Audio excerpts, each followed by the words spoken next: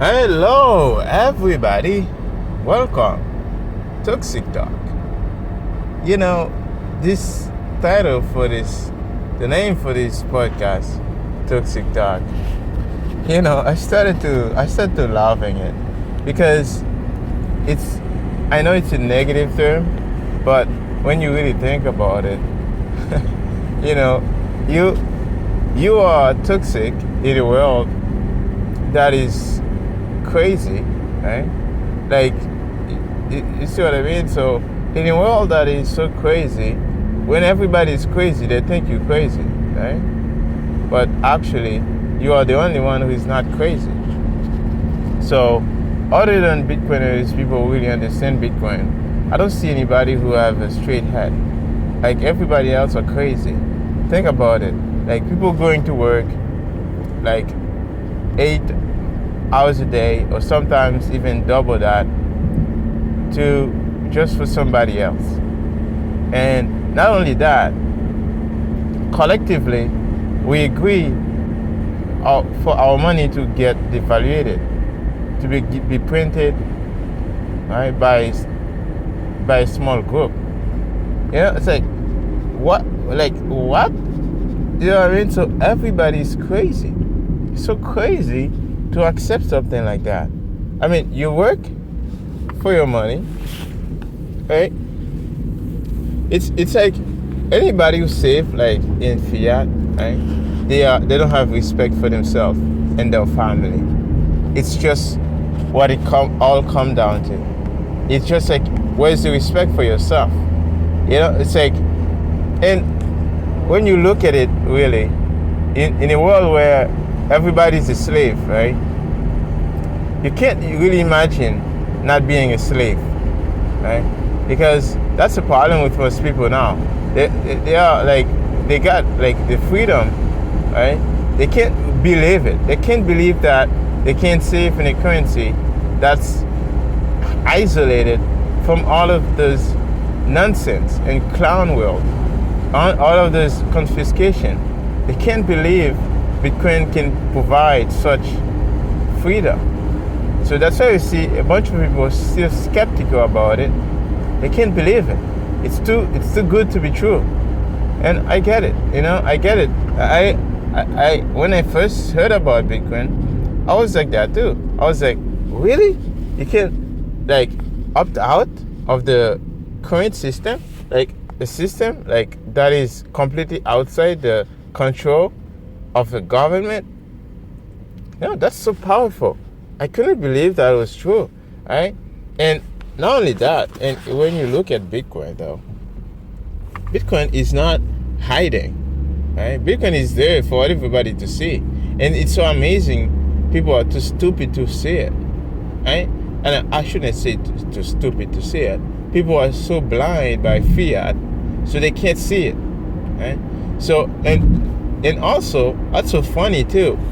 It's like people who have a lot of wealth in the fiat world, people who really benefit from the fiat scam, they cannot really see it.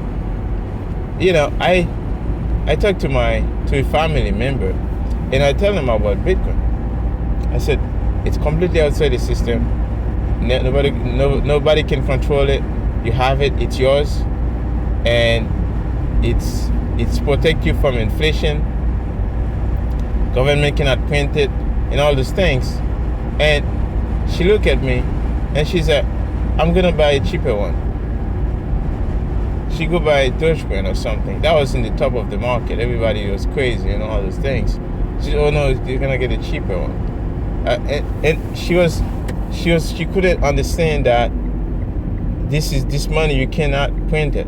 But she's doing pretty well in the fiat world, because she got like 2 houses, most of them like close to $1 million, like one at half a million, and another one at $1 million. So what's happening basically, she's so well off in the fiat system, right? She's blind to see the reality. When you're so comfortable and you're like beautiful chair, and you're eating pizza. You can't really feel, but you can't really understand how it feel like to have your wealth being confiscated. You don't really care about like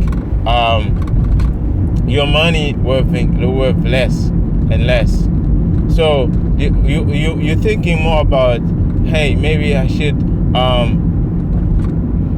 get another house. Maybe I should take more bigger mortgage or something, right? So yeah, I should invest more and more. You got so much invested into the system, you're afraid that the system get collapsed, right? So regardless of how harmful the system may be to others, but because you got so much in stake to the system, you're like, hey, I don't want the system to collapse, because if it does collapse, everything will go down in my way. So that's how most people look at it. And some people too look at it and say, hey, if the system collapses, how am I gonna get another mortgage, $1 million mortgage, and to buy a house, and so the value of the house can multiply over years, right? So some people love that. They love to see they can get free money, and the expense of the middle class, and the expense of the poor, right? They love to see they can have like multiple properties. They can rent to somebody, and then the person is there struggling to pay the rent all day, right? Struggling to pay the rent, and they are enjoying the freedom, right? The benefit, right? The profit. It's in a system, right? Everybody act in their own interest, right?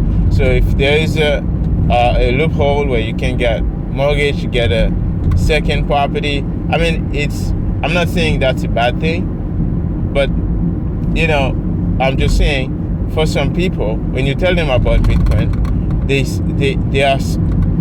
are so skeptical, and they don't really like it. It's because they feel like if we live in a Bitcoin standard, they won't be able to have that type of proof of stake system, right? To be able to take a mortgage and rent people houses, and without having to do anything. Right? So I mean, I'm not underestimating somebody who have rented property, right? So it's still a small business, right? I'm not saying that's bad.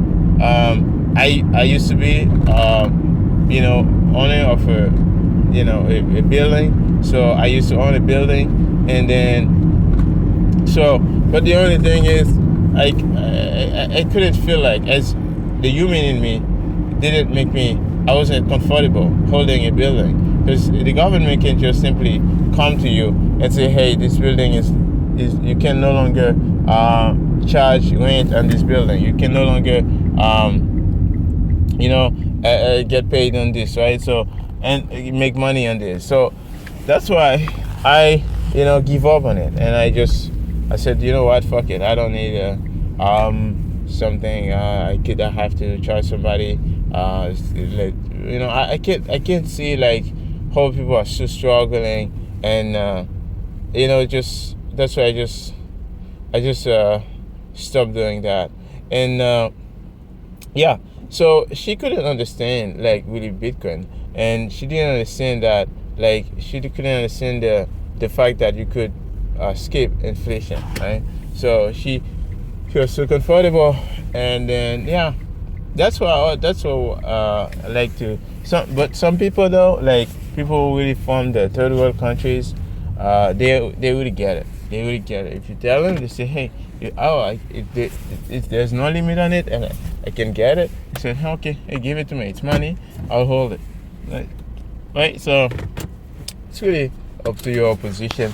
And most people, they will get it when they get it. Right? They're gonna get it when they're gonna get it. So, and if you're not in a situation where your worth is getting evaluated, you won't really find the necessity for it.